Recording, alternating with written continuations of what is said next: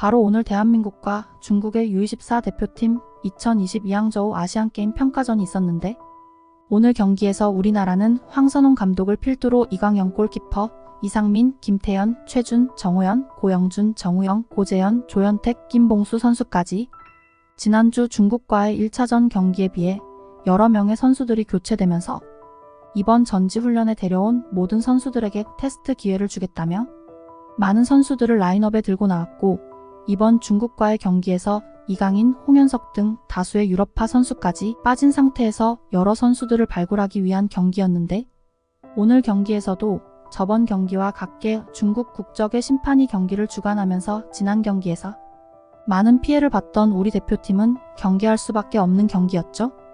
오늘 경기에서 우리나라 대표팀은 1.5분의 전력이었음에도 와일드카드 3명이 포함된 중국 대표팀을 상대로 완전히 주도권을 잡는 경기였고 특별하게 우리 대표팀이 공격적으로 몰아치는 경기는 아니었지만 그래도 경기의 전반적인 부분에서 상대적 우위를 가져갔습니다. 하지만 중국 대표팀 선수들은 지난 경기와 마찬가지로 거친 플레이를 하며 우리 대표팀에게 큰 위협을 주었는데도 심판은 중국인이라서 그런지 파울에 대해서 편파적인 판정을 냈습니다. 우리 대표팀은 전반전 18분 만에 상대의 거친 플레이에 조영욱 선수가 부상을 당하며 들것에 실려 교체되었고 지난주 엄원상 선수의 부상 소식에 이어 다시 한번 슬픈 소식이 전해지고 말았는데 하지만 중국 선수들은 계속해서 무리한 태클을 시도하며 결국 정우영 선수까지 쓰러뜨리며 대놓고 발목으로 들어오며 개태클을 시전하며 정우영 선수의 선수 생활까지 위협될 만한 행동을 하며 결국 우리나라 대표팀은 전반전 막바지 순 친한 선수에게 선제골을 허용하며 0대1로 전반전을 마쳤습니다. 그리고 후반전에도 중국 선수들은 계속해서 거친 플레이를 하였고 결국 고영준 선수마저 부상으로 부축을 받으며 경기장을 떠나는 상황이 발생하고 말았죠.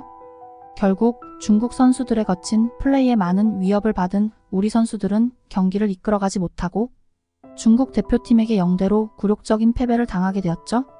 대회를 3달도 남기지 않은 상황에서 벌써 선수 3명이나 부상을 당한 사실은 정말 참을 수 없는데요. 그런데 중국 축구 팬들의 반응은 충격적이었습니다. 중국 축구 국가대표팀의 미래 화이팅! 이번 경기 선제골의 협력은 우리가 추구했던 것이다. 점수가 중요한 게 아니라 경기의 내용이 더 중요하다. 한국에 무차별적인 폭격을 당했음에도 선제골을 넣다니 후반전에 막아내자. 손흥민도 군대 갈 뻔했다. 아시안게임 한국이 금메달 따기 쉽지 않을 것이다. 북한도 참가한다는데 북한 축구도 막강해서 매우 치열한 대회가 될 것이다. 등 중국 축구의 더티 플레이를 옹호하며 칭찬의 메시지를 보내는 충격적인 반응이 보입니다. 우리 대표팀의 부상 문제가 걱정인데 정말 중국과의 경기는 항상 이런 것 같습니다. 구독과 좋아요 한 번씩 부탁드립니다. 다음 영상을 만드는데 큰 힘이 됩니다. 재미있는 소식이 있으면 다시 돌아오겠습니다. 좋은 하루 보내세요.